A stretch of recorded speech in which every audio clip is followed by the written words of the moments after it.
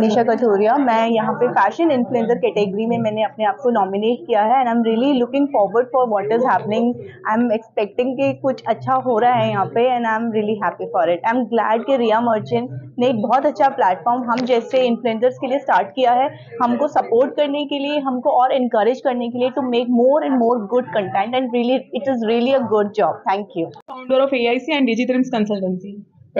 AIC Star Influencers Awards Gujarat addition 9 ફેબ્રુઆરી નોવોટેલ અમદાવાદમાં થવા જઈ રહ્યો છે.